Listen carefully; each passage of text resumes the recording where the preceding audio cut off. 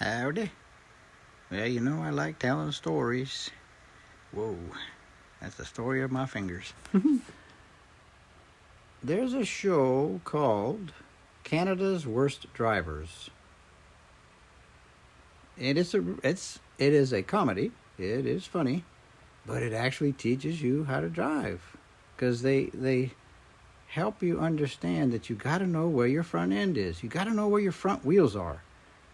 And that's one thing I've always hated about Mustangs. You cannot see where your front end is unless you're sitting, your head's halfway up to the roof. So anyway, that's the story. So here we are with a whole bunch of road rash on the rims. Like, oops, got too close to the curb. You know what I mean? Okay, so we're going to be getting rid of that. Now, with these rims, it's aluminum, polished, and then they put a clear over top of it, which I'm not going to put back on. But once you polish it, it comes out just like, a good polish. You will have a small line where it separates where the fresh aluminum and the clear is, but in general, it's a whole lot better than looking like this. So we're going to get to it and show you how to do that. In case you need to do that to your rims. But if you don't want to do this to your rims, check out that show, Canada's Worst Drivers. Moving on, first thing to do is start with these over your eyeballs. Okay? And then we start with this grit. I think it's 24 on these little roll-lock discs. 24, 36 would be fine. Start with that, and then come up to the wheel. Oh boy, there goes my light. Okay. Oh, keepers. No problem with the light. Yeah. All right. Sorry about that. So, you just come around. You don't want to stay in one spot too long, because it'll get uneven and it'll look like a bent rim. So if this entire area right here is all gouged up and there's only a few spaces where it's not gouged up, just do the whole thing. That way it keeps it all even. Alright, so you do this one first, 24 or 36. Then you come over to this one, which is just like for getting off gaskets and stuff like that. It has no real abrasion to it. Scuff pads, if you might say. Then you use those. Same technique, just keep going up and down the rim. The more consistent, the better. I also come in here this way, just a little bit, to knock off that sharp edge, because you'll have a really sharp edge right there. So you want to come in here, clean that up with this one, and make that look nice and even around there. And then once you do that, then it's 400 on a DA, and that will get these marks out. And then once you do 400, then you go with 600, which I have right there, and then we polish it. So let me get out the 400. All right, so here we have the 400 on the DA. We'll get to that. When you're DA-ing it, don't worry about where it hits the tire, but stay away from the tire, because it kind of bounces it all over the place. And if you don't want this to get sanded, be sure and cover it up with some tape, because it'll bounce off and slide down there and mess that up. So you have more polishing to do if that happens. So whatever you don't want to sand, go ahead and tape it up.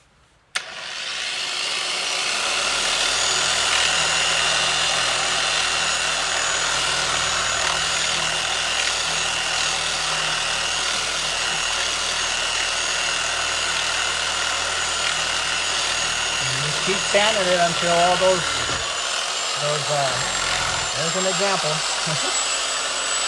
All those scratches, or sand scratches, are gone. I hope you can hear me. So all those sand scratches are gone, nice and smooth. Some of them, they may be too deep and they'll never come out. There's only so much you can do with some of these. But like I said, it looks a whole lot better than what it was.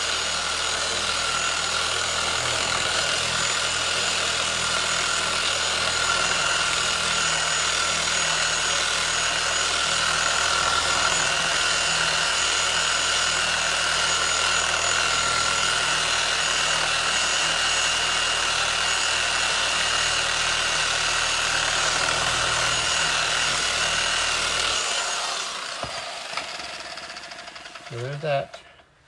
Now next grit you want to go with is 600. Thought I'd try to get you a close up here.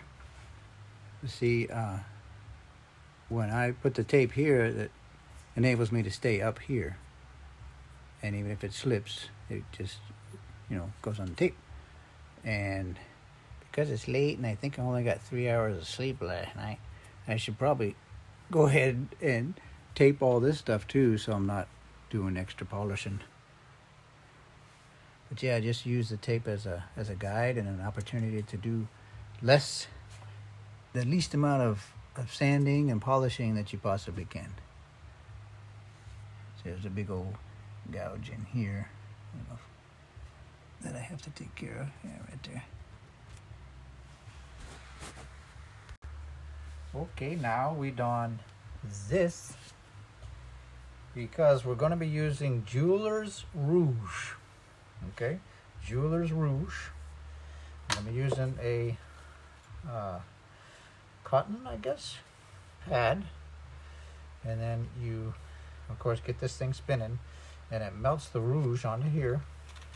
And when it does that, that's when you can polish the aluminum. So, Jeweler's Rouge. So, let's check it out. One thing I might add is if you have a small compressor, you may want to get one of these that's electric, because that's going to it kills my compressor, and it's pretty big.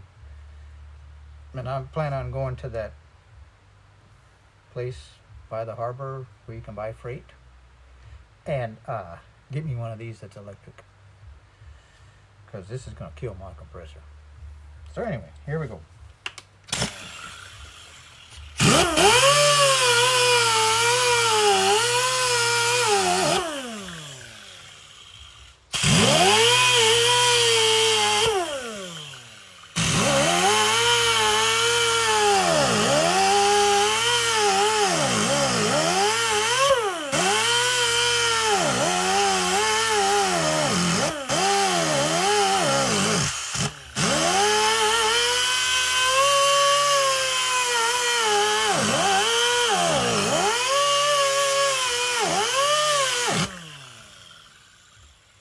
See that? Nobody ever know nothing. And then take some rubbing compound, and that'll clean off that rouge. But that's basically how you do it. I'll get you in a little closer.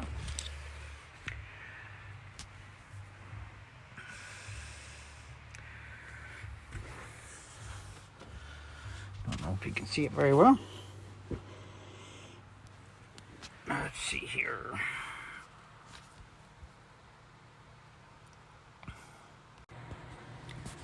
So there it is. And I wanted to mention also that, and by the way, this is the next day. I ran out of space on my phone. So anyway, here is the final result.